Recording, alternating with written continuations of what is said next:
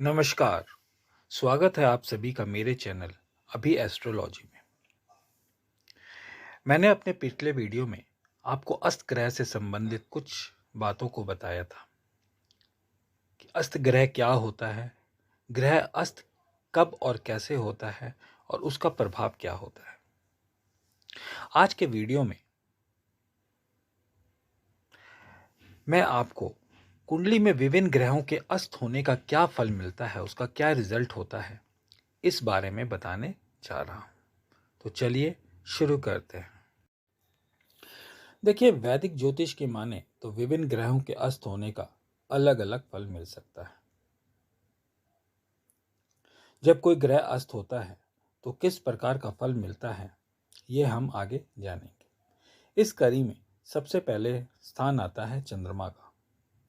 चंद्रमा मन का कारक और माता का कारक जब कुंडली में अस्त अवस्था में होता है तो मानसिक तनाव को बढ़ाता है। ऐसा व्यक्ति मानसिक रूप से स्थिर नहीं हो पाता, अशांति उसको घेरे रहती है। माता का सुख उसको कम मिलता है या माता का स्वास्थ्य खराब होता है और कई बार माता से ही उसको बनती नहीं है। अधिक स्थिति खराब हो तो मानसिक अवसाद या मानसिक रोगों का शिकार भी हो सकता है।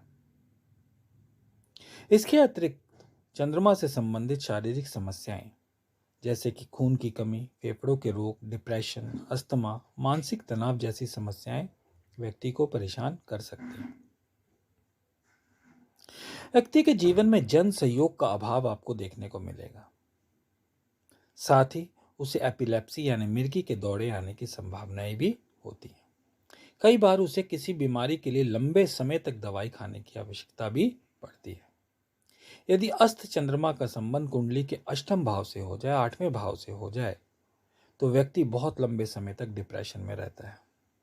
इसके अतिरिक्त यदि चंद्रमा पर पाप प्रभाव हो या द्वादश भाव से संबंध बन रहा हो उसका, तो व्यक्ति नशे का आदी हो सकता है। चंद्रमा यदि अस्त अवस्था में है तो जातक को माता के सुख में कमी आती है, पैतृक संपत्ति मिलने में समस्या होती है और मानसिक अशांति जैसी समस्याएं समय समय पर आती रहती है। इसलिए आपका चंद्रमा अस्त है तो आपको शिव जी की पूजा करना काफी लाभदायक होता है और माता से आपका तालमेल बनना, माता का आशीर्वाद लेना आपके लिए बहुत जरूरी होता है। बात करें मंगल ग्रह की, तो मंगल ग्रह हम सब जानते हैं कि बल का कारक है। अगर यह ग्रह अस्त हो गया तो व्यक्ति का स्वभाव तो क्रोधी और चिड़चिड़ेपन वाला होता है, लेकिन साथ में ये डरपोक प्रवृत्ति का भी बना देता है। ऐसा मंगल आपको भाइयों से हमेशा तनाव करवाता रहेगा और भूमि और संपत्ति संबंधी विवाद आपके बनते रहेंगे। व्यक्ति का रक्त जो है अस्त मंगल के कारण दूषित हो जाता है और रक्तचाप में उतार चढ़ाव आते हैं। कैंसर जैसे रोग भी ऐसे व्यक्तियों को देखने को मिलते हैं। रक्त संबंधी समस्याएं ज्यादा परेशान करती हैं। आपको दुर्घटना में चोट चपेट लगने के कारण रक्त निकलने का खतरा बना रहता है। कोर्ट कचहरी के मामले आपको परेशानी उठा नहीं सकती है, इसलिए आपको कोर्ट कचहरी से बच के रहना चाहिए। यदि मंगल का संबंध कुंडली के छठे या आठवें भाव से हो जाए अथवा अशुभ ग्रहों के साथ हो तो दुर्घटना होने की संभावना या किसी ऐसी ही समस्या की संभावना बनती है जिसमें आपका खून जरूर निकलेगा। ऐसा मंगल व्यक्ति को कर्ज का शिकार भी बना देता है और द्वादश भाव से संबंध होने पर व्यक्ति नशे का आदी भी बन जाता है। यदि आप भ्रष्टाचार करने वाले हैं, आप घोटाले से संबंधित व्यक्ति हैं, तो आप देखिएगा कि आपका मंगल जरूर अस्त होगा। और यदि ऐसे मंगल का संबंध राहु अथवा केतु से हो जाए तो आप पर मुकदमा जरूर होगा। आप किसी स्कैंडल में या किसी मुसीबत में जरूर फंसेंगे। बात करें बुध ग्रह की, तो बुध ग्रह वाणी और व्यापार का कारक कहा जाता है।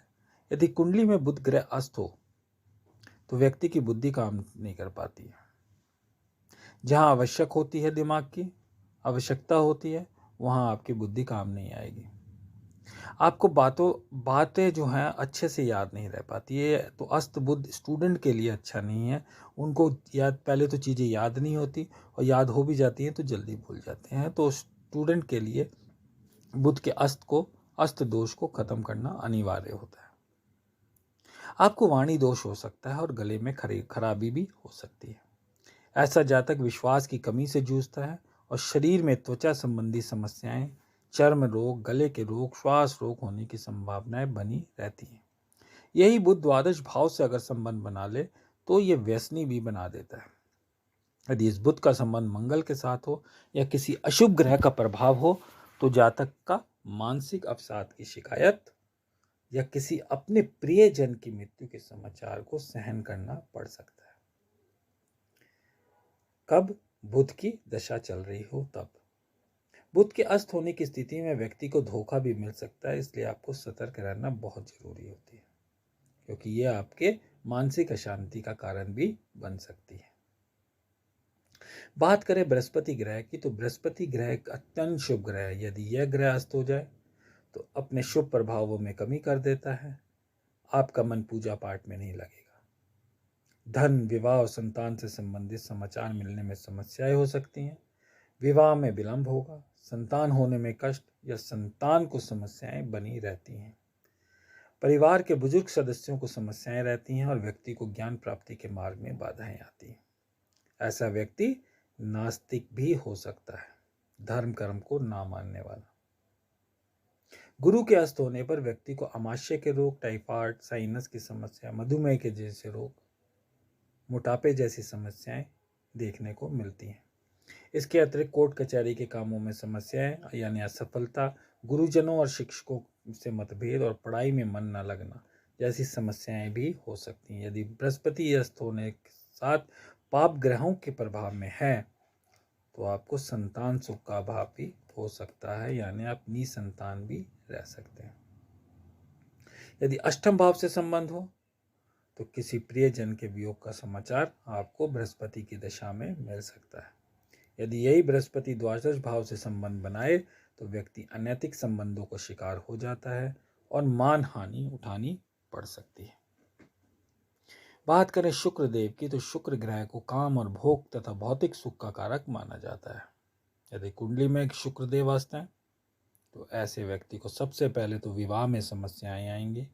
या तो विवाह होगा नहीं, होगा तो देरी से होगा, और विवाह होने के बाद भी वैवाहिक जीवन संतुष्ट नहीं रहेगा।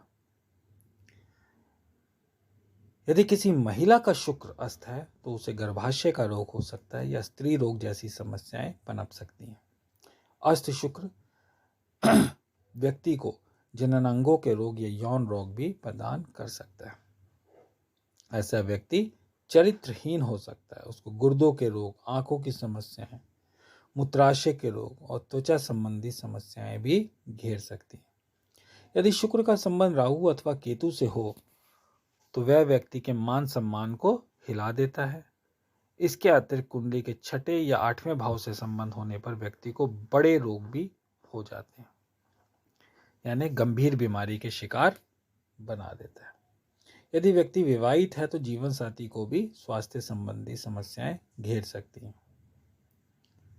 शुक्र का संबंध अस्त अवस्था में अष्टम भाव से हो जाए तो दाम्पत्य जीवन में समस्याएं आना लगभग तय रहता है, और द्वादश भाव से संबंध होने पर व्यक्ति विभिन्न प्रकार के व्यसनों में भी पड़ सकता है तथा जीवन में सुख सुविधाओं से वंचित भी हो सकता है। यानी आपके पास हर सुख सुविधा हो, उसके बावजूद आप उसको ऐसा शुक्र हो कर देता है कि आप उसको भोग नहीं पाते। बात करें शनि ग्रह की। शनि ग्रह कर्म फलदाता माने जाते हैं। यदि कुंडली में शनिदेव अस्त अवस्था में हो तो जातक को अपने कर्म में समस्याएं आती हैं।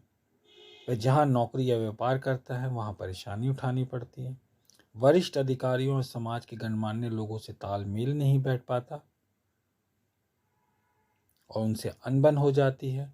सामाजिक प्रतिष्ठा में कमी आती है और कई बार व्यक्ति नशीली वस्तुओं के सेवन में लग जाता है। शनि यदि आपका अस्त है तो आपके पैरों में दर्द, जोड़ों में दर्द, कमर दर्द, स्नायु तंत्र के रोग परेशान कर सकते हैं। यदि ऐसा शनि छठे या भाव के स्वामी के साथ संबंध बनाए तो रीढ़ की हड्डी में समस्याएं दे सकता है, या फिर जोड़ों के दर्द, आर्थराइटिस वगैरह की समस्याएं हो सकती हैं। यदि शनि का प्रभाव अष्टम के स्वामी के साथ हो जाए या फिर अष्टम भाव से हो तो व्यक्ति का रोजगार भी जा सकता है, और द्वादश भाव से ऐसे शनि का संबंध होने पर व्यक्ति किसी गंभीर बीमारी का शिकार हो जाता है। उसको मानसिक अशांति घेर लेती है। उसे अपने जीवन में सफलता पाने के लिए अत्यंत ही कठोर श्रम करना पड़ता है, और कई बार नीच प्रवृत्ति के लोगों के साथ उसकी संगति हो जाती है, जो बाद में उसके लिए दुखदायी साबित होती है। इसके अलावा राहु और केतु बचे, क्योंकि वो छाया ग्रह हैं, इसलिए उनको अस्त होने का दोष नहीं लगता। तो आज मैंने आप लोगों को विभिन्न ग्रहों के अस्त होने से संबंधित उनके क्या रिजल्ट मिलेंगे इस बारे में बताया। अगले वीडियो में मैं अस्त ग्रह से संबंधित कुछ सामान्य नियमों और उनके उपायों के बारे में डिस्कस करूंगा। आशा करता हूं आप लोगों को आज का वीडियो पसंद आया होगा। आज के लिए इतना ही, मिलते हैं अगले वीडियो में। धन्यवाद।